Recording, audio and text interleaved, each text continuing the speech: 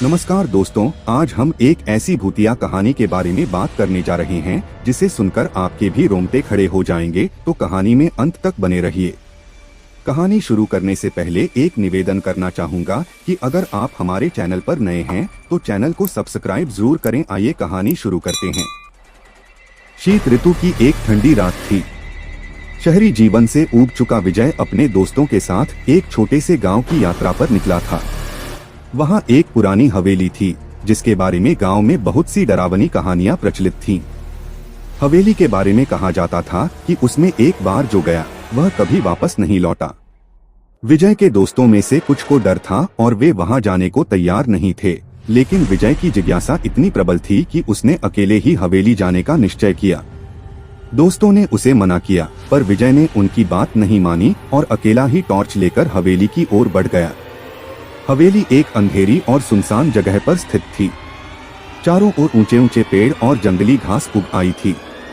हवेली की दीवारें टूट चुकी थीं और खिड़कियों से अजीब अजीब सी आवाजें आ रही थीं, जैसे कोई अंदर से खड़खड़ा रहा हो।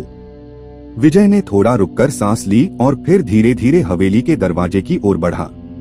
दरवाजा पुराना और भारी था, जिसे धक्का देते ही एक खड़खड़ाहट की आवाज गूंजी। विजय का दिल जोर जोर से धड़कने लगा, लेकिन वह रुका नहीं। उसने अपनी टॉर्च जलाई और अंदर कदम रखा। अंदर चारों ओर धूल और जाले थे। ऐसा लगता था जैसे वहां सालों से कोई न आया है। हवेली की हवा में एक अजीब सी ठंडक थी जो विजय को बेचैन कर रही थी।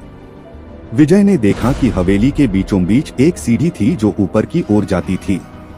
उसे याद आया कि गांव के लोगों ने बताया था कि हवेली की दूसरी मंजिल पर जाना मना है, वहां जाने से कुछ अनहोनी हो जाती है। पर विजय का उत्साह और जिज्ञासा इतनी बढ़ चुकी थी कि वह सीढ़ियों पर चढ़ने लगा।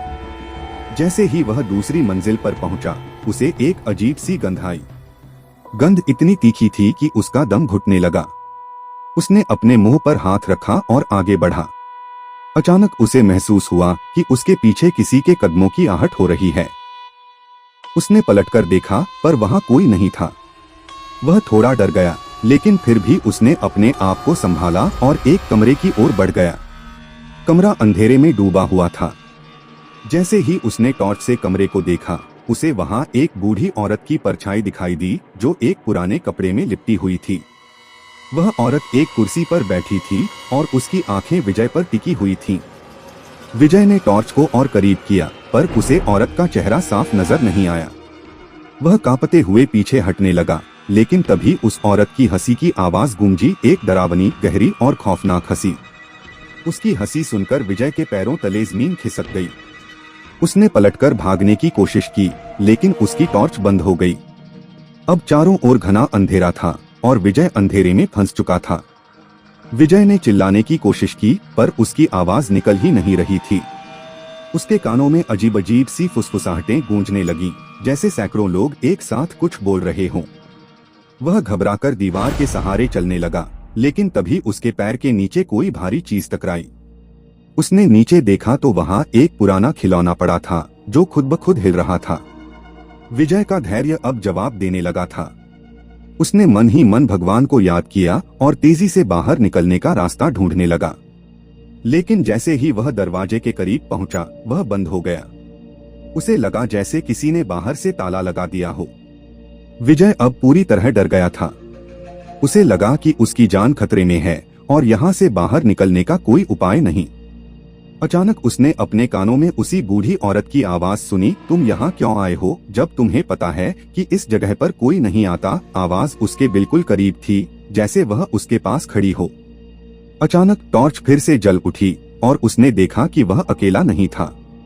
वहाँ उसके आसपास कई परछाइयाँ खड़ी थीं, जो उसकी ओर देख रही थीं।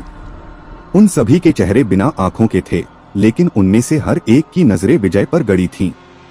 विजय ने पूरी ताकत से दरवाजा धक्का दिया और दरवाजा खुल गया। वह दौड़ता हुआ हवेली से बाहर निकला और एक सांस में बाहर की ओर भागता चला गया। सुबह होते ही गांव के लोग विजय के पास आए और उसे बेहद डरा हुआ पाया। उसने हवेली में जो देखा सबको बताने की कोशिश की, पर उसकी जुबान लड़खड़ा रही थी। गांव वालों ने उसे समझाया कि इस हवेली में कुछ बुरी आत्माएं रहती हैं जो किसी को चैन से वहां रहने नहीं देती। उस दिन के बाद विजय ने उस हवेली का रुख नहीं किया। उसने महसूस किया कि कुछ रहस्य ऐसे होते हैं जिनसे दूरी बनाए रखना ही बेहतर होता है। हवेली अब भी वही थी, पर विजय को अब वहां जाने का साहस नहीं था।